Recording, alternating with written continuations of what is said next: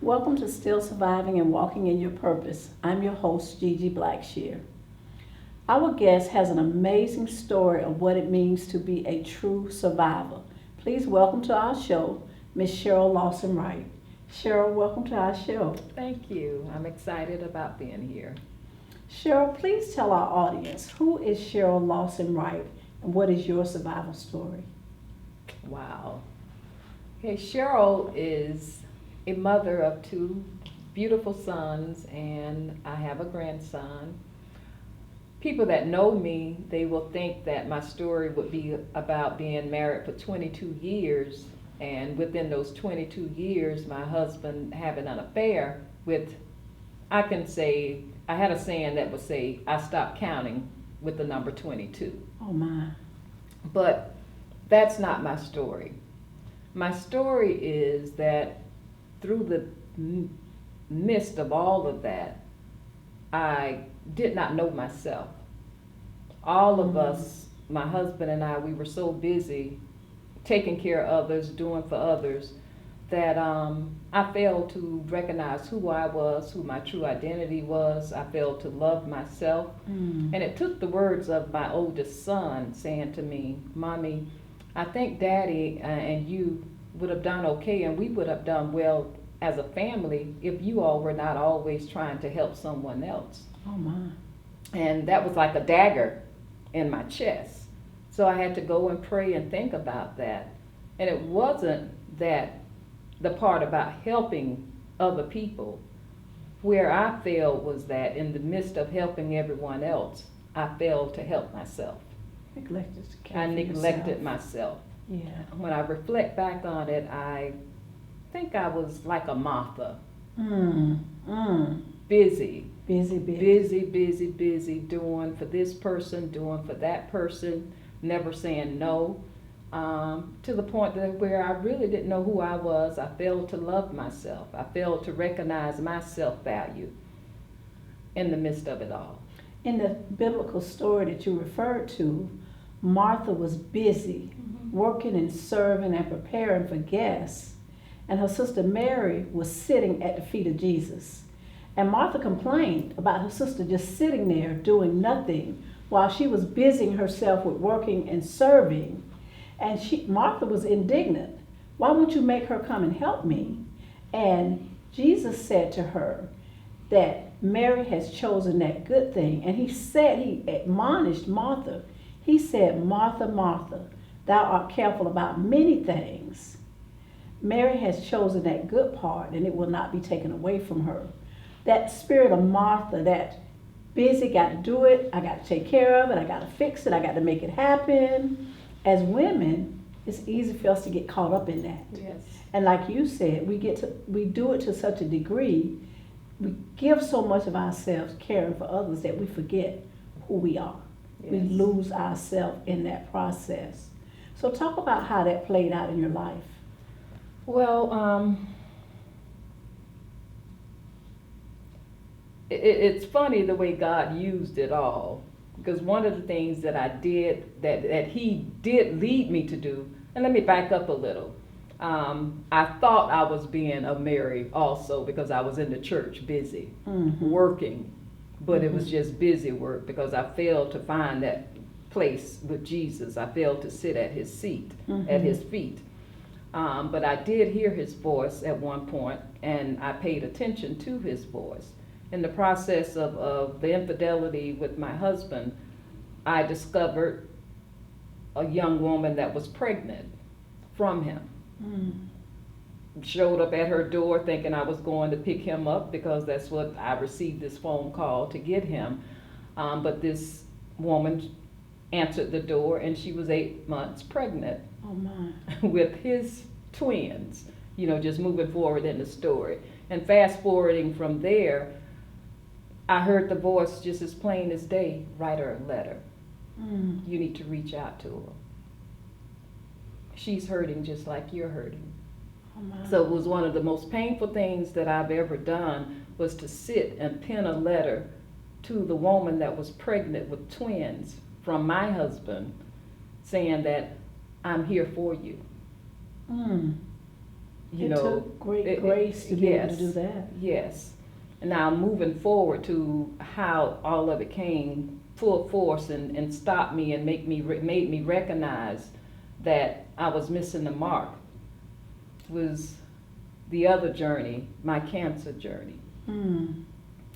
I found myself in a peculiar place alone at this time, separated from my husband, because I was going through that process, recognizing that there needed to be more, there had to be more. So we were separated at that time, and then I discovered that there was cancer. I touched one time, I touched 2 times, I touched the 3rd time, and I heard this soft voice again stating that yes, there's going to be a storm, but I'm going to carry you through it. Oh my. So through that journey, ended up without health insurance before I can even have surgery. I was lost, didn't know where I was going to go, what I was going to do. Of course, my parents were there, and they gave all of the support that they could do. But that young lady that God forced me, because at that point I didn't understand, didn't know why I was doing it, but God forced me to write a letter to befriend. It was that woman, the woman that I was supposed to hate, the woman that was supposed to hate me, that was there for me when I needed someone in my life. Wow. Other than my parents, she put thousands of dollars in my home. And I get emotional every time I think about it. Just like, what if You had taken another I route would have taken another route? with her. What if I would have hated Yeah. like society wanted me to hate? Yeah, or dictated Or, that yes, you. yes. Rightfully so. It would have been Yes. justified. It would have been Mhm. justified. Yeah. So that was the beautiful, if you can call anything beautiful in going through a cancer journey. Yes. That was the beginning of a beauty through that journey. So you went from one calamity, one casualty with your husband's infidelity to having to accept the fact that he had fathered twins with this woman after you said many Yes. acts of infidelity. Yes. From that situation, being separated from your husband, to then finding out that you were ill, that you had cancer in your body. Yeah. It is amazing how God orchestrates our lives. That part when you said that you reached out to this woman and you wrote her a letter. We think, what kind of woman could do that? Where does the grace come from to accept that situation and then to be able to reach out to her in that manner? So we know that there had to be something there, something out of the ordinary, because the ordinary thing would have been, like you said, to be filled with hate and anger and rage at this woman. But you took a different path. And because you took a different path, that kind of opened the door for a relationship with someone that was then able to be there for you in a time of need. Yes. That is a very amazing story. It doesn't happen, it just doesn't happen. It doesn't happen that way. And it was through that journey, that relationship, that I was able to recognize that I was missing the mark with loving myself. That I was taking care of everyone else, and I didn't recognize my worth. I didn't recognize my purpose at that time. And it was that woman that helped me to recognize, because she started, sowing into me, not just the financial part, but she started speaking into my life, letting, Cheryl, you're such a wonderful person. You're such a loving person. And I'm like, me? Loving? I'm wonderful? And it was just something hard about grasping that. Receiving that. Receiving that, because I did not see myself that way. Yeah. I didn't, I was just Cheryl lending a helping hand. I was just Cheryl the worker. I was just Cheryl that always said yes. I was just Cheryl that was always there for everyone. I can relate to that because my mother was the exact same way. She was a caregiver for everyone. And she gave of herself, she gave of herself, she gave of herself. To very similar to you, she had given out so much of herself that when she got sick, there wasn't anything left to care for herself. And that, at times, that's the role of a caregiver. You give so much that you forget about yourself. So you discovered that you had cancer. How did that affect your life going forward? And that's the beauty of it. And whenever I say the beauty of it, people don't understand, how can there be beauty in cancer? But I truly believe God didn't force it to happen. No. But it happened. Yeah. And He used it for my good. Because I truly believe if it had not been for the cancer, I never would have been able to take the time, or never would have been able to have the time to sit and be still. To sit at It was his feet. during that journey, yes, I was able to truly sit at His feet. I was able to truly hear His voice.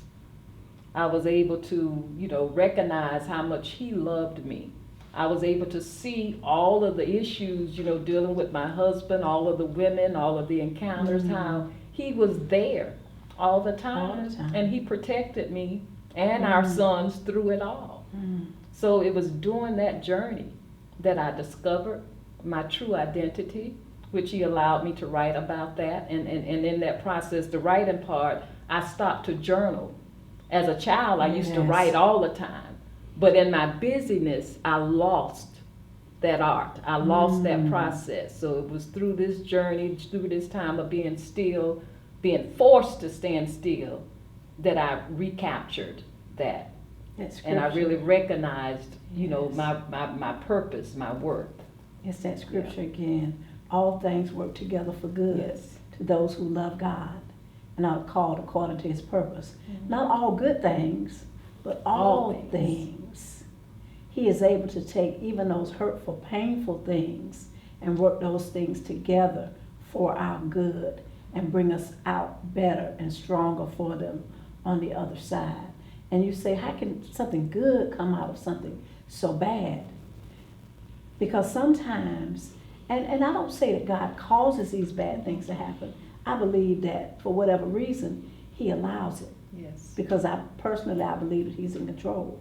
So if He allowed it, then ultimately it's going to work together for our good. Yes. And listening to you and seeing you here and seeing how beautiful you are and how strong and healthy you look, we know that it worked together for your good because you're here to share your story. Yes. So there may be others out there that are listening to your story that are dealing with similar circumstances and situations, and they just need to know, they need to see a real life example of what it looks like to have gone through hell and high water, come out on the other side and be better and stronger for it. Cheryl, thank you so much for sharing your story with us. You're welcome. It's a beautiful My story. pleasure. We'll be back with more from Cheryl Lawson-Wright in just a moment. We are back with Miss Cheryl Lawson-Wright. Cheryl, you have shared with us a wonderful story of great grace and compassion. Tell us what's next for Cheryl Lawson-Wright. Is to share that story. And not just share that story. I failed to mention, during that journey, I didn't only discover who I was, I discovered how to properly take care of myself, mind, body, and spirit. I began to eat healthy, organic. I began to use all natural products, even make some of my own products, using essential oils. And I began to rest and enjoy life. The simple things in life, to just go out and explore, to exercise, to walk, to even do dragon boating. That's another story. But to answer your question, I use that to teach others how to truly recognize their true identity, and then to love themselves by taking care of themselves, mind, body, and spirit. Maya Angelou says, what we learn, we teach. Yes. We teach. So I do toxic-free classes. I do classes helping others transform their house from toxic to toxic-free. I do do-it-yourself classes. We're making personal care products with essential oils and shea butters, the coconut oils. So that's where I am with that. And then I'm also in the process of publishing. Oh, that's wonderful. Yes. Your story is definitely one that needs to be told. I imagine that in writing that story, writing is cathartic, writing is healing. So even in writing that story, it is facilitating that healing process. And that's the other part of that journey, getting to the point where you're sharing that story.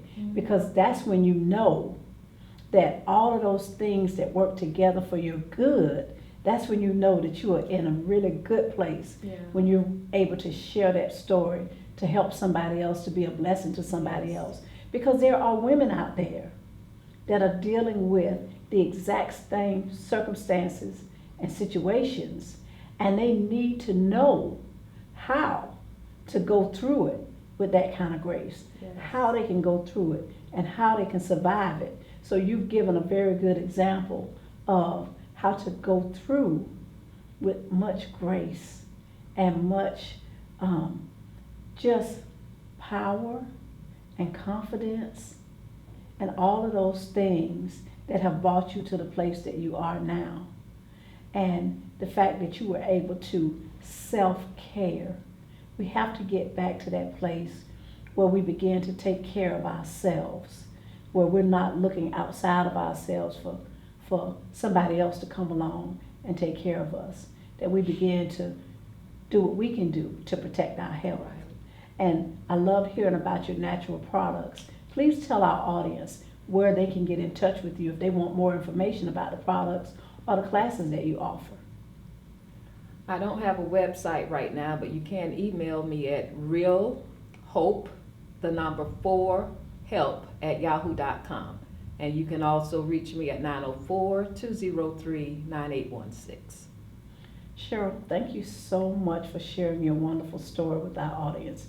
We know that someone is going to be helped just by hearing your story. Thank you so much. You're welcome. And God bless you.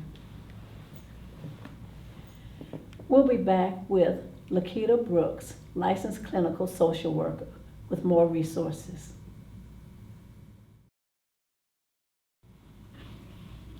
We are back with licensed clinical social worker Lakita Brooks.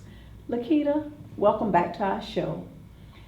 After listening to Cheryl's story, the only word that I could come up with was great grace. Great grace. Are there some resources that you could suggest to someone that might have some of those kinds of challenges? I know. Gigi. Wow. Yeah. That's all I can say about Cheryl's story. One, I would say, as far as resources, there's so many. So I would say go to Lakita Brooks, LCSW.com. It's LequitaBrookslcsW.com. And there's a free national resource list. Cheryl talked about health concerns. So on there we have information about health insurance, different health departments, also maybe applying for some other benefits through Department of Children and Families, and a host of other resources. So those are just a few things that they can access on that website. Okay. Part of Cheryl's story was being able to accept her husband's infidelity, and then she went right from that to healthcare issues. So there were a lot of things in there. One of the things that she talked about was that she was so busy and so caught up with all the doing and the being and the giving and the caring of others that she forgot who she was. She lost herself in that process. Do you see much of that in your work? Yes, and even in my own personal life. You know, I'm a woman. I wear multiple hats. You know, I'm a daughter. I'm the person that when people have problems, they call me because I get it done. No, I'm a mom. I work. So I wear multiple hats, and I have to, you know, be in tune with my body to say, Lakita, you need a break. Time to take a break. Exactly. It's that spirit of Martha. I call it juggling and tap dancing at the same time, because you get so caught up in doing all of the things that need to be done. And I've gotten it to such a degree that I'm juggling and tap dancing and spinning plates at the same time. But ultimately, when you get to that place where you're doing so much and you're giving so much of yourself, something is going to be sacrificed. Sometimes it's your health, sometimes it's your relationships. It could be any number of things. But as women, you know, we are called to multitask. And I don't know that that's a good thing. You know, sometimes we can do so many things that the major things, the important things, are sometimes sacrificed in doing the many. So we really do have to really take better care of ourselves. Cheryl also talked about learning how to use natural products and the care of herself. And that's wonderful, because we know that everything that we need, God put it in the earth. I'm a firm believer that He put everything that we need to care for ourselves, to be healthy, and to eat healthy and to live healthy. He's already provided it for us. We just have to look for those things. So she offered, you know, herself as a resource for people that wanted to get more information about some of those products. She did. And also the other thing I loved about Cheryl's story is that we all have to be aware of how we treat people.